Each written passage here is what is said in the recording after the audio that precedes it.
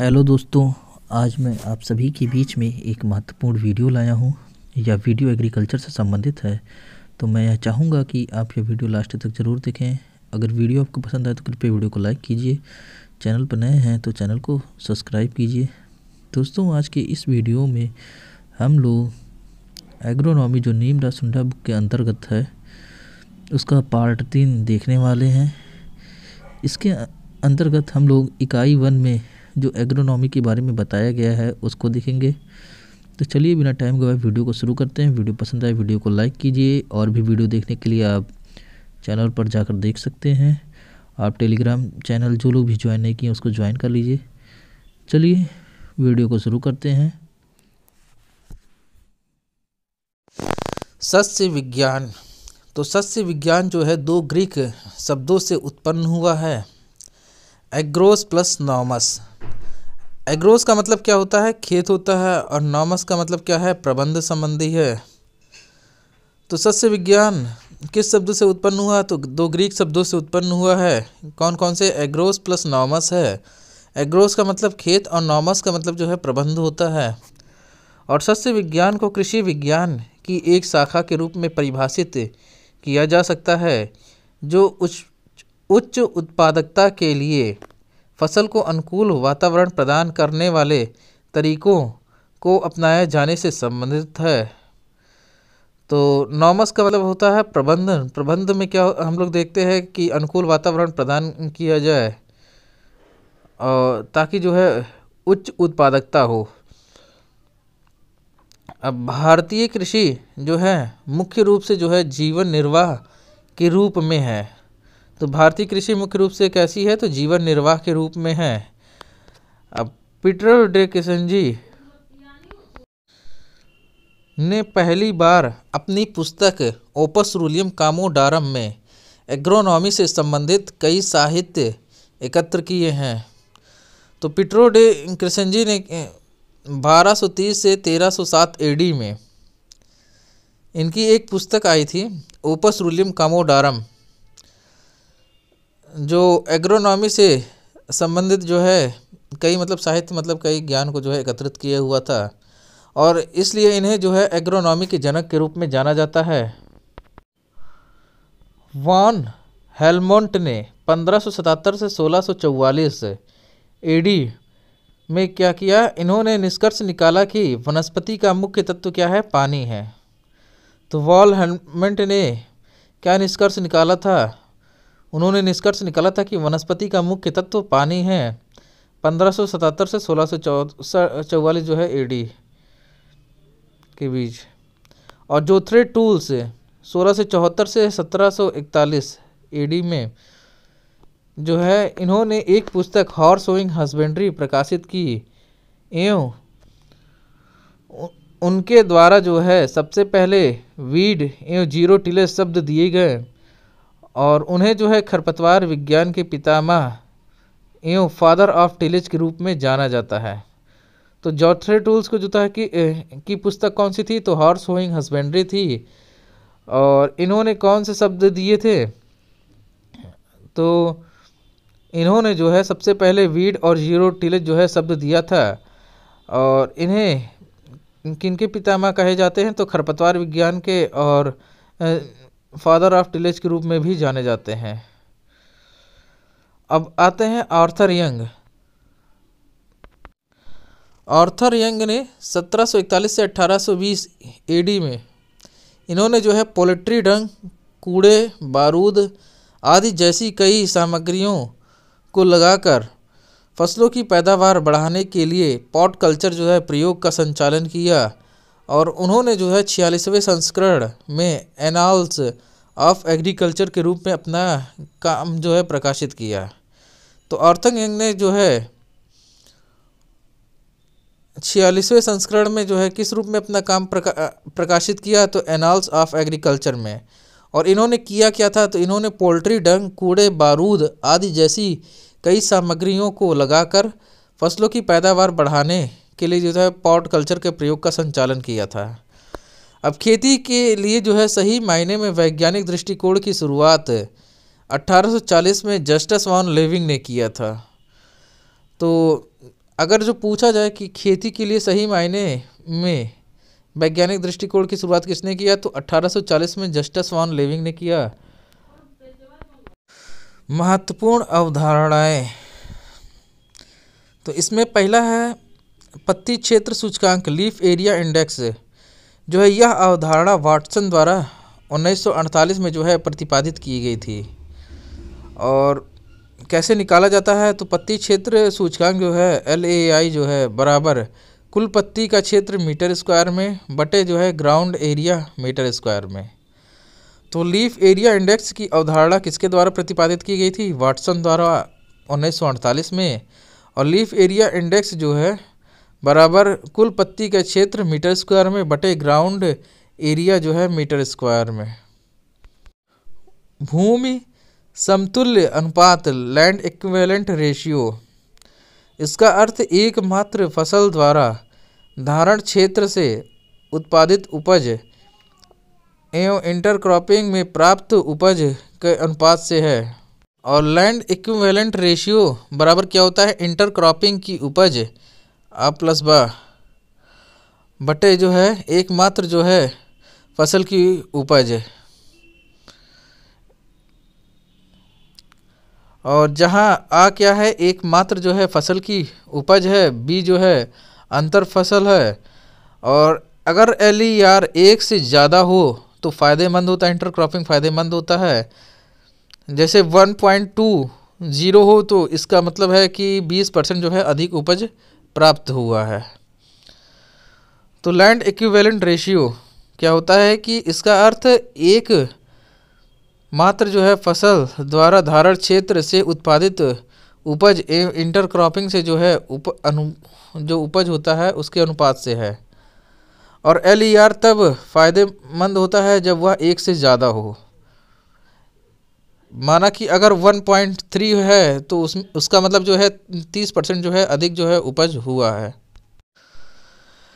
Growing degree days, heat unit concept जो है GDD बराबर maximum temperature minus minimum temperature बटे 2 माइनस जो है बेस टेम्परेचर। तो GDD बराबर कितना होता है, maximum temperature minus minimum temperature बटे 2 माइनस बेस टेम्परेचर होता है। और यह फसल विकास निर्धारण का मौसम आधारित सूचक है, अथवा यह एक तापमान निर्देशिका है जिसका उपयोग फसल की परिपक्वता की अवधि का अनुमान लगाने के लिए किया जाता है।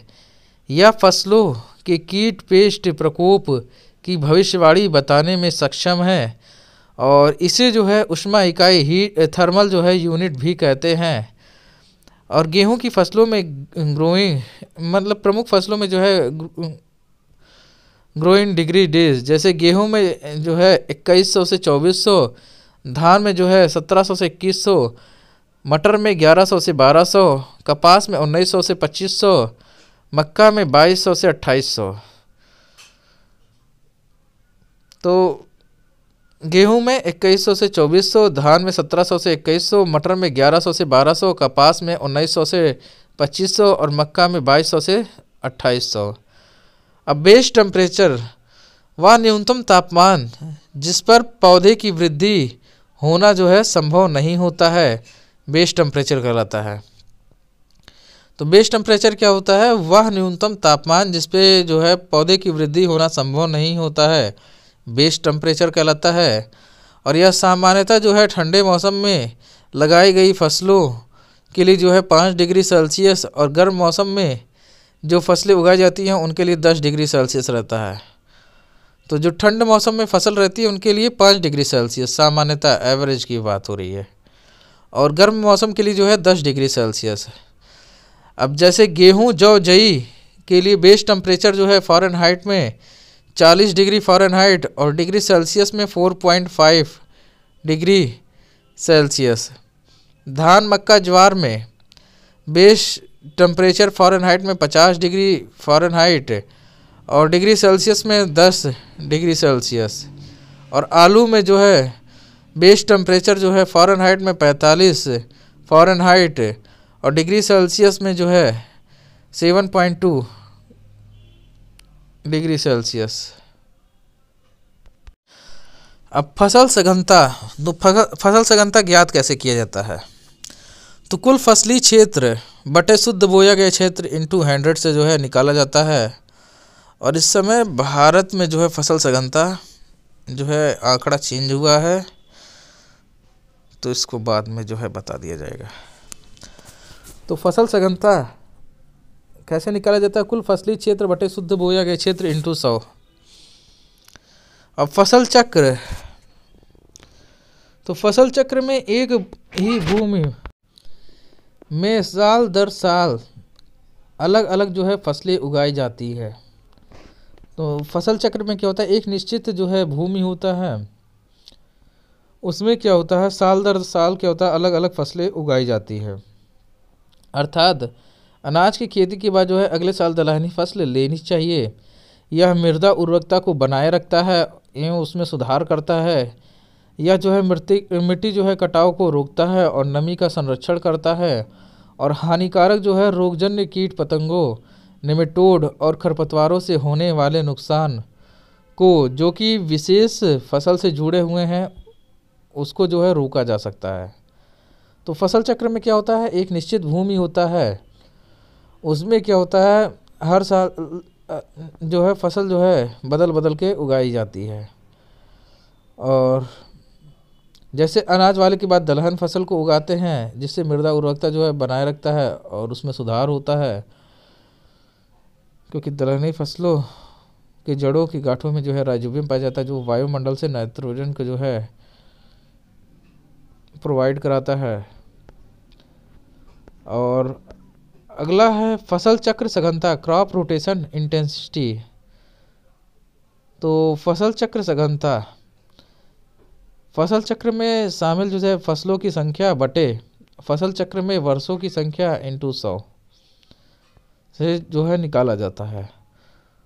तो फसल चक्र सघनता जो है ये फसल चक्र में शामिल फसलों की संख्या बटे फसल चक्र वर्षों की संख्या इंटू 100। अब एक वर्ष वाले जो होता है फसल चक्र, जैसे धान और मटर लगाया गया तो ऊपर लिखा जाएगा फसलों की संख्या कितनी है, 2 है। नीचे एक वर्ष के लिए तो बटे 1 इंटू 100, तो 200% जो है होगा।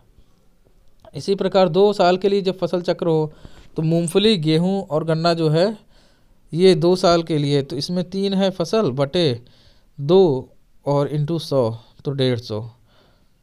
इसी प्रकार अगला भी है। और फसल प्रणाली, तो फसल प्रणाली में यह एक खेत पर उपयोग किए जाने वाले फसल पैटर्न और खेत के संसाधन जैसे संबंधित कृषि उद्यम और उपलब्ध घटक की प्रौद्योगिकी के साथ उनकी क्रियाकलापों को संदर्भित करता है। तो फसल प्रणाली किससे संबंधित है, तो जो है खेत में उपयोग किए जाने वाला जो फसल पैटर्न है उस पर, और जो संसाधन है उससे संबंध रखता है, ये उनके क्रियाकलापों को संदर्भित करता है। अब कटाई सूचकांक जोता है, तो कटाई सूचकांक की जो है अवधारणा किसने दिया था, तो ये डोनाल्ड ने दिया था। और प्रकाश संश्लेषण के रूप में CO2 के कुशल उपयोग को फसल सूचकांक के रूप में जो है व्यक्त किया जाता है। और यह जो है फसल की आर्थिक इकोनॉमिक यील्ड एवं कुल जो है जैविक उपज का अनुपात है, जो प्रतिशत में जो है व्यक्त किया जाता है। और सबसे ज़्यादा कटाई सूचकांक आलू का होता है, 82% होता है। और अनाजों जैसे गेहूं, मक्का, धान का कटाई का सूचकांक लगभग 50% होता है। और दलहनी फसलों की आर्थिक उपज कम होने से जो है इनका कटाई सूचकांक लगभग 25% का होता है। लेकिन अरहर की कटाई सूचकांक सबसे कम 19% होती है। और इसे जो है प्रभावशीलता का गुणांक भी कहा जाता है। और कटाई सूचकांक निकालते कैसे, हार्वेस्टिंग इंडेक्स से आर्थिक उपज अनाज बटे जो होता है जैविक उपज अनाज प्लस भूसा इंटू 100। और हार्वेस्टिंग इंडेक्स से गुणांक के विभाजन के समान है। तो कटाई सूचकांक हार्वेस्टिंग इंडेक्स से यह अवधारणा किसने दिया, तो डोनाल्ड ने दिया था।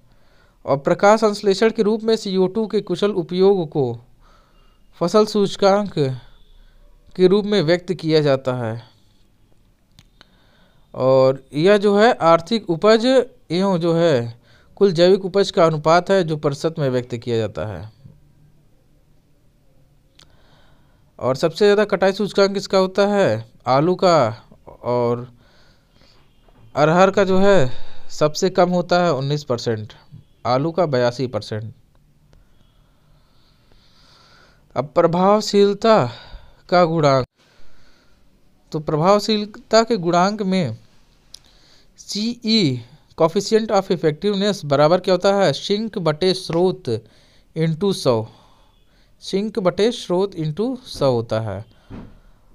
और स्रोत जिसको सोर्स कहते हैं, तो पौधे के वे हिस्से जहाँ प्रकाश संश्लेषण होता है आमतौर पर पत्तियाँ होती हैं। पौधे के वे हिस्से जहाँ पर प्रकाश संश्लेषण होता है आमतौर पर पत्तियाँ होती हैं। और सिंक क्या होता है? जहाँ प्रकाश संश्लेषण से बना पदार्थ इकट्ठा होता है, आमतौर पर जो है अनाज सिंक होता है, लेकिन अपवाद हो सकता है। तो सिंक कहाँ होता है? जहाँ प्रकाश संश्लेषण से बना पदार्थ इकट्ठा होता है, आमतौर पे अनाज जो है सिंक होता है, लेकिन अपवाद है जैसे आलू में होता है चुकंदर, आलू में तने में, और चुकंदर में जड़ में, और पालक में पत्तियों में सिंक होता है। तो सोर्स क्या होता है? पौधे के वे हिस्से जहाँ प्रकाश संश्लेषण होता है आमतौर पर पत्तियाँ, ठीक है। और सिंक क्या होता है? जहाँ प्रकाश संश्लेषण से बना पदार्थ इकट्ठा होता है वहाँ सिंक होता है, ठीक है। और सोरघम सिकनेस क्या होता है? तो सोरघम सिकनेस में अधिक कार्बन नाइट्रोजन अनुपात के कारण ज्वार के अवशेष सड़ने या विघटन के लिए लंबा समय लेते हैं, और इसलिए ज्वार के अवशेष का विघटन प्रक्रिया के दौरान मिट्टी की नाइट्रोजन जो है अवरुद्ध या अस्थायी रूप से स्थित हो जाती है, और जिससे अगली फसल बोने पर नाइट्रोजन की कमी के शुरुआती लक्षणों को दिखाते हुए फसल की जो है वृद्धि को प्रभावित करती है। और सोरघम सिकनेस के प्रभाव को कम करने के लिए अगली फसल में जो है उर्वरक देते समय 25% नाइट्रोजन युक्त जो है अधिक उर्वरक जो है काम में लेते हैं। सोरघम सिकनेस में होता क्या है कि जो कार्बन नाइट्रोजन अनुपात के कारण है, ये जो ज्वार के अवशेष है सड़ने और विघटन होने में क्या होता है, ये लंबा समय ले लेते हैं, मतलब आसानी से सड़ते नहीं हैं। इसलिए जो है विघटन प्रक्रिया के दौरान जो है नाइट्रोजन जो है अवरुद्ध हो जाता है और अस्थायी रूप से स्थिर हो जाता है, और जिसे अगली फसल बोने में जो है नाइट्रोजन की कमी को शुरुआती लक्षण जो है दिखते हुए फसल को वृद्धि को जो है प्रभावित करती है। और नियंत्रण के लिए क्या करते हैं, तो 25% नाइट्रोजन युक्त उर्वरक जो होता है अधिक काम में लेते हैं। तो दोस्तों ये था आज का वीडियो। अगर वीडियो आपको पसंद आए तो कृपया वीडियो को लाइक कीजिए। अगर चैनल पर नए हैं तो चैनल को सब्सक्राइब कीजिए। मिलते हैं हम आपसे अगले वीडियो में, तब तक के लिए टाटा बाय बाय।